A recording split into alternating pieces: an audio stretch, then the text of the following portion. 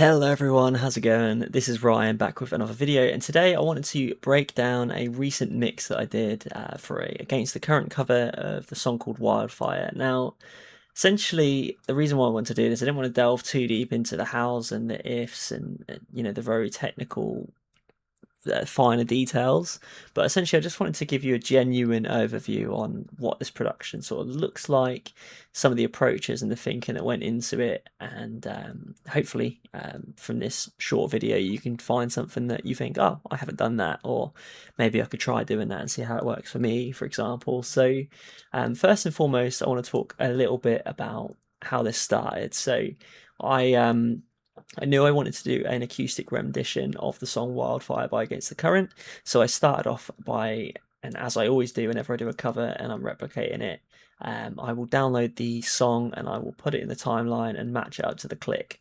So essentially this track here is the reference track. I'm not going to play it because of copyright, but you get the idea. And what I also did as well, which really helps me. And you might not have use of this, but if you don't, then you can always just download an instrumental if one is available. I use something called spectral layers, which essentially it allows you to load up the audio in this format and you can unmix the vocals. So essentially, what I did from there is I isolated the vocals, muted them, and yeah, I could just hear the instrumental or just the vocals if it was relevant. So from there, essentially, I started off with the drums, which in this case is actually a cajon. So if we go over to where did I actually put the drums? That's a good start. I don't even know where it is. Fantastic. I'm brilliant, aren't I?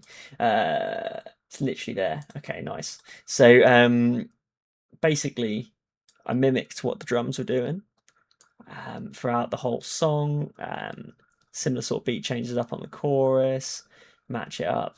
So you want to build it up from the ground upwards and essentially using your ear to listen to each individual element. So, for example, next would come the bass. So I layered the bass, and essentially, because the bass is a lot lower, it's actually easier to listen to the guitar chord progressions and then do the roots based on that. So I did. So obviously, there's some bass in here. I've done two lines, one for the verses, one for the chorus, just so I can keep the volumes separate and affect that however I want to. And also maybe add a bit more saturation to the chorus bass, which is what I believe I did in this mix, just to kind of help it pop that bit more. In a sense, I'll just show you, it's very minimal mixing. I literally just EQ, compressor, and obviously I kept the gain simple here, and on the other one I lowered it a little bit, and the volumes were slightly different, which obviously when I mastered it, and the compressor had a bigger effect on the louder parts of the song where it kicked in. So that didn't make sense, but hopefully that you follow along to what I just said there. Yeah, and then from there you just build out the mid-tones, so like your pianos and your guitars and stuff like that. I decided to go with quite a reverby piano. And what I thought would be really cool as well, before I go into the piano, is I actually sampled this section here. I literally just looped that, and then from there, if I play this and this,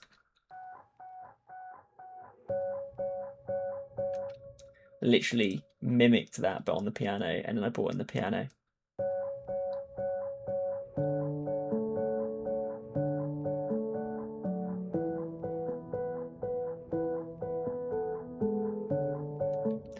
Cool. So you get the idea. Now you can hear I went for quite a reverby piano just to kind of get that ambience.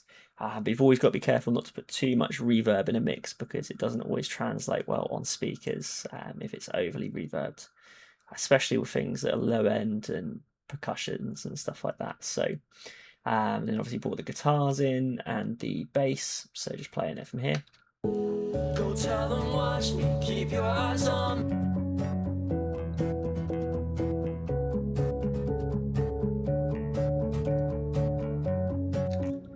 Cool.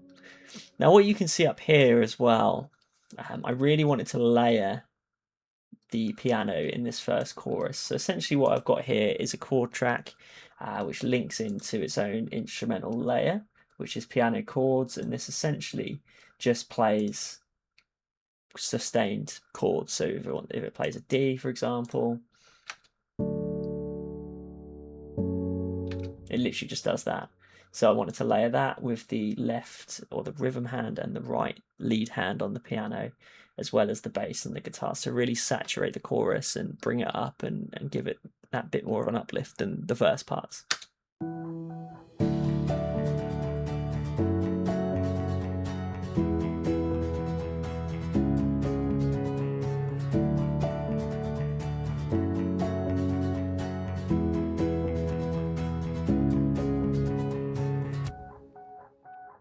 Cool. And then you can hear there I had a little bit of a dynamic break, which I'm a massive fan of whenever I produce something. I like to have space because it allows the compressor to reset when you master, and then when you bring in, for example, a reverse cymbal, like I have done here, it just makes everything sound so gorgeous. So if we just play this reverse cymbal.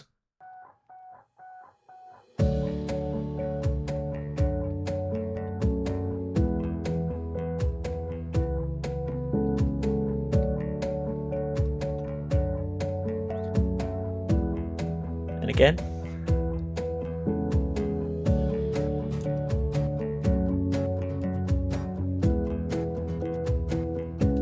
Now, what you have to realize as well with reverse cymbals, you don't want them to be too in your face for certain mixes, and this is obviously quite a subtle song. So even I would go as far as like this first one, it wasn't even like a crash hit. I just used like a little ride tap.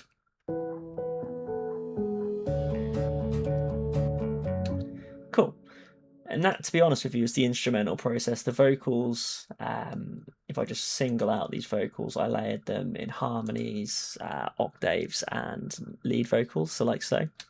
Go tell them, watch me, keep your eyes on me. I caught you sleeping before and now I'm in your head. You can close it, the doors are open. Nah, you ain't seen nothing yet. They say it. Cool. And you can see here where I've put M, H, and O, so main, harmony, octave. Now I want to talk a little bit before we wrap this up on some of the effects that I did. So for example here, vocal effects are something that I feel very strongly about doing in songs. It gives them character, and I always love sort of ambient reverby vocals and stuff. So this specific one I'm going to show you is not relevant to the song. This one is to replicate the effect in the song. So let's talk for each one. It's all right now.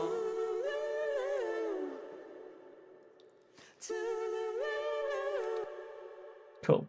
So let's play this in context.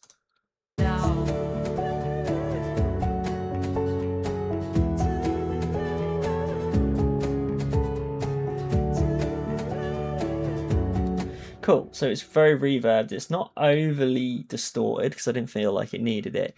But the reason why I put this in there, and this really helps with things like production, the piano lead, for example, where it has the do-do-do, the really high bit that's really catchy, I felt like the bits in between were kind of dull. So essentially I just added a little bit of a vocal ad lib which mimicked that higher bit, just to kind of keep it a bit more interesting and a bit more engaging. Yeah, it's obviously really cool in the original song, but when I translated it over, I was just like, this sounds a bit dumb. So, and then last but not least, let's listen to the next bit.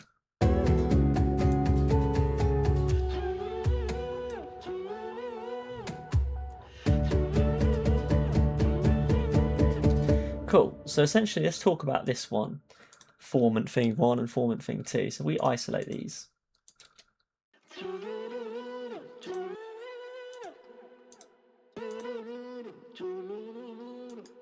So that's got a kind of bassy layer and a higher layer, which essentially just allow me to get that sort of octave effect. Now you can do this in other ways, but I find it's easier to do it like this because you can customize each one a bit more specifically. You can see I've put a lot of distortion on compression. I've used pitch correction. The speed is quite high. I've adjusted the formant and stuff like that, and added some reverb. And if we go to the higher one, same sort of effects, but what you'll find on this one, there's a lot more distortion than the bassy one. just because it's got that more presence in the mix. So yeah, without further ado, I think that is pretty much everything from a general standpoint on how I did the mix for Wildfire. Now, just the last thing I want to talk about, I should have probably coloured this. I usually like to get creative and put colours everywhere. But first and foremost, I always like to have an instrumental folder and a vocal folder just because it keeps things nice and separate. And as well, when I do my mastering, I tend to do it on the master bus. Now, actually, I've been playing this without the master um, inserts on. So if we just play this now, so you can hear what it sounds like with literally everything, like the compression, like the distortion, gain, and everything, and the maximization of the volume and all that. This is what the finished thing sounds like. They say it started like a wildfire. It's kind of funny. You get the idea. And if we just go a little bit further through, for example, to here. I've been dreaming of a wildfire. I keep feeling the flames about to boil my blood. Oh, kingdom getting so tired. It's a damn good day. Amazing. I hope you enjoyed this, guys. Thank you so much for watching. Have an amazing day. And if you would like to see more videos like this, you want me to break down any specific songs I've done, or if you want me to do this for future releases, for example, let me know in the comments. And yeah, thank you very much for your time. Have a good day. Bye-bye.